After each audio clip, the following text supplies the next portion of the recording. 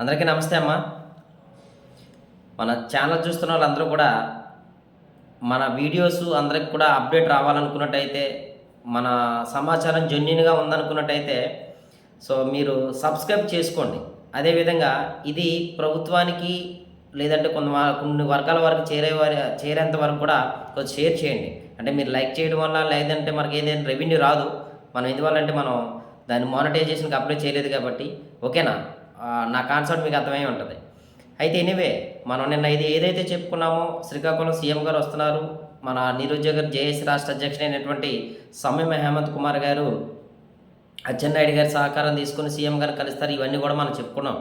So అదేవిధంగా ఈరోజు CM గారు శ్రీకాకుళం జిల్లా రావడం, at the same time Srikakulam జిల్లాలోని అచ్చెన్నాయుడు గారికి ఇంటి దగ్గరికి మన సమ్మెమ హేమంత్ కుమార్ గారు వెళ్ళడం, అలాగే సీఎం గారి సమక్షంలోనే అక్కడికి సభా వేదిక దగ్గరలోకి చేరుకొని సీఎం గారు అడిగిన వెంటనే ఈ సమస్య పైన ఎలాగొచ్చానని చెప్పిన వెంటనే ఎవరు సమ్మె హేమంత్ కుమార్ గారిని సీఎం గారిని అడగడం, సీఎం గారు అడిగిన వెంటనే ఈ సమస్యలపైన రావడం జరిగిందని అలాగని ఈయన చెప్పడం, ఈయన చెప్పిన వెంటనే పక్కన ఉన్నారు కదా అచ్చెన్నకి ఇవ్వండి అలాగని సీఎం గారు స్వయాన సమ్మె హేమంత్ కుమార్ గారితో అచ్చెన్న గారికి ఇవ్వండి నేను పరిశీలిస్తాను అలాగని చెప్పడం, వెంటనే అచ్చెన్నాయుడు గారు ఆ యొక్క నివేదికను మొత్తం ఏదైతే మనకి ఈ 5 డిమాండ్స్ ఉన్నాయో ఆ డిమాండ్స్ అన్నీ కూడా ఏంటంటే అచ్చెన్నాయుడు గారికి ఒక లెటర్ రూపంలో ఆయన అందజేయడం జరిగింది.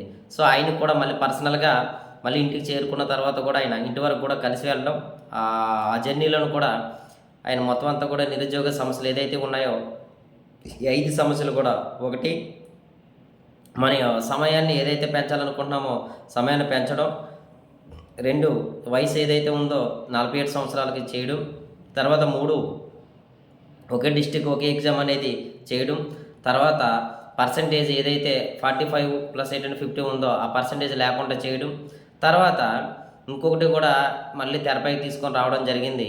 కొన్ని జిల్లాల్లో శ్రీకాకుళం, ప్రకాశం, తర్వాత ఇలా కొన్ని జిల్లాల్లోని పోస్టులు తక్కువగా ఉన్నాయి, వీటిలో కూడా పరిశీలించమంటాను. సో ఇది చెప్పినప్పుడు కూడా ఇది పాసిబుల్ అవ్వదు. ఎందువల్ల అవ్వదంటే ఆల్రెడీ ఈ పోస్టులకే చాలా ఇబ్బంది అవుతుంది కాబట్టి, అంటే నేను ఈ మాట చెప్పడం వల్ల మీకు ఇబ్బంది అయ్యి ఉంటే ఉండొచ్చు కనుక, సో వాస్తవం మనం మాట్లాడుకోవాలి కాబట్టి వాళ్ళ పరిశీలనలో ఉన్నప్పుడు కూడా అప్పుడు వెంటనే మా జిల్లాలో కూడా శ్రీకాకుళంలో కూడా పోస్టులు లేవంట తక్కువ ఉన్నాయంట అలాగని మన ఎవరు అచ్చెన్నాయుడు గారు ఈయనతో చెప్పినట్లు మనకి ఆయన మొత్తం అంతా కూడా ఆయన అక్కడ సంభాషణ ఏదైతే జరిగిందో ఆ సంభాషణ అంతా కూడా మనకు వివరించడం జరిగింది. సో ఎలా ఉంది ఏంటి పరిస్థితి అలాగని నేను అడిగాను, మరి ఏమన్నా పాజిటివ్గా వచ్చేటువంటి అవకాశం ఉందా లేదా అలాగని. సో తర్వాత మరో టెట్ గురించి కూడా అవకాశం ఉన్నట్టయితే 90 రోజులు చేసి 45 అలాగా ఏమైనా అవకాశం ఉందని కూడా మాట్లాడడం జరిగిందన్నారు. సో అల్టిమేట్గా ఇక్కడ ఒకటే గుర్తుపెట్టుకోండి, నేను అడిగిన వెంటనే మనం ఏం చేసినా సార్ ఓన్లీ యాస్పిరెంట్స్ ఎవరైతే ఉన్నారో దాన్ని మెయిల్స్ చేయడమే. ఎందుకనంటే ప్రభుత్వం సంబంధించినటువంటి మెయిల్ అనేది ఏంటంటే ఓపెన్ అవ్వకుంటంత పరిస్థితి తీసుకురావాలి. అలా తీసుకొచ్చినప్పుడే మనం సాధించుకోగలం అలాగని ఆయన మనకు చెప్పడం జరిగింది సమ్మె హేమంత్ కుమార్ గారు. సో దయచేసి మరలా చెప్తున్నాను, మీరు 40 రోజులు ప్రణాళికని సిద్ధం చేయండి. సిద్ధం చేసిన తర్వాత మీరు చదువుకుంటూనే ఇంకా ఎవరైతే మెయిల్స్ పెట్టలేదో ప్రభుత్వానికి మెయిల్స్ పెట్టండి. సో తర్వాత ట్విట్టర్లోనే మీరు అందరూ కూడా ఏంటంటే రేపు సండే కాబట్టి రేపు ట్విట్టర్ డేగా ప్రకటించండి. సో ప్రతి ఒక్కరు కూడా ఏంటంటే ఎవరైతే కోరుకుంటున్నారో మీ డిమాండ్స్ ఉన్నాయో రేపు అందరూ కూడా లోకేష్ గారికి మీరు ట్వీట్ చేయండి. ఒక్కరోజు చేయలేరా? జనసేన పవన్ కళ్యాణ్ ట్వీట్ చేయండి. సో చూద్దాం ఎందుకు రెస్పాండ్ అవ్వదు అనేది. మీరు కావాలని మన ఛానల్లోనే ఏ ఒక్కరో పోరాటం చేస్తే అవ్వదండి. సో మీ సమస్యను ఏంటంటే మీ వంతు కాంట్రిబ్యూషన్ ఏముందని ఆలోచించండి. సో తర్వాత మీరు చదువుకోండి, నేను అదే చెప్పాను, మీరు మామూలు చదువుకుంటేనే ఒక ట్వీట్ చేయలేరా, ఒక మెయిల్ చేయలేరా? సో ఇది చేస్తే ప్రభుత్వానికి సోషల్ మీడియా యుగంలోనే స్తంభించిపోతుంది. సో అల్టిమేట్గా ఏంటంటే మన నిరసన ఏంటంటే ఈరోజు సోషల్ మీడియాలో తెలియజేయాలి. సో ఆ విధంగా మీరు చేయండి. ఖచ్చితంగా ఇప్పుడు రాష్ట్ర నిరుద్యోగ జేఏసీ అధ్యక్షుడు ఏదైతే ఉన్నారో నేను ప్రతిరోజు వాళ్ళతో మాట్లాడుతున్నాను, నా వరకు నేను కృషి చేస్తున్నాను. సో వీళ్ళని సమన్వయం చేసుకుంటూ కూడా సో కాబట్టి మీకు అవకాశం ఉన్నంత వరకు మీరు మెయిల్స్ను తర్వాత ట్వీట్ అయితే చేయండి అమ్మా. ఖచ్చితంగా ఏమో లక్కీగా ఏమైనా 1% ఉండొచ్చు కదా. సో లేదనుకున్నట్టయితే మీ ప్రిపరేషన్ మీరు కొనసాగిస్తున్నారు కదా, మీ ప్రిపరేషన్ ఎట్టి పరిస్థితుల్లో కూడా ఆపొద్దు. అది క్లియర్ కట్‌గా చెప్తున్నాను. తర్వాత చాలామంది ఒకవేళ కోర్ట్‌లో కేసేసినా, లేతే మరొకటి చేసినా ఏదంటే చేయండి. సో తర్వాత చాలామంది కొన్ని యూట్యూబర్స్ దీన్ని రద్దయిపోతది నోటిఫికేషను.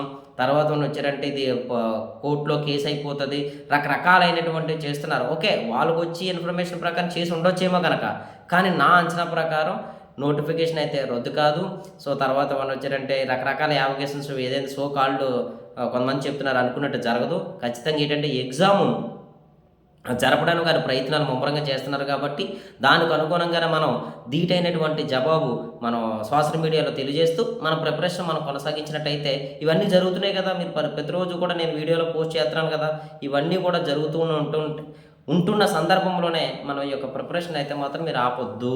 సో ఇక్కడ మళ్ళీ చెప్తున్నాను, నేనేదైనా కూడా నేను మొన్న ఎవరో గాని కొన్ని కామెంట్ చేశారు. సార్ మీది జెన్యూన్‌గా ఉంటదంటే మీరు కూడా మీ యొక్క కోచింగ్ అదే సంస్థ గురించి ప్రమోట్ చేస్తున్నారు సార్. వీలైనట్టయితే మీరు దాని గురించి కూడా మీరు ఆపేయండి సార్ అలాగనంటే, నేను యాక్చువల్‌గా 24వ తారీఖున బ్యాచ్ స్టార్ట్ చేసినప్పుడు కూడా ఏ ఒక్క రోజు కూడా తర్వాత నుంచి నేను చెప్పలేదు. ఎందువల్లంటే ఇది ప్రమోట్ చేయకూడదు అనేటువంటి ఆలోచనతోటి మీరు ఇబ్బందుల్లో ఉన్నప్పుడు నేను సంఘీభావంగా నేను తెలియజేయాలి కాబట్టి నా కోచింగ్ సెంటర్ గురించి కూడా నేను ప్రమోట్ చేయట్లేదు.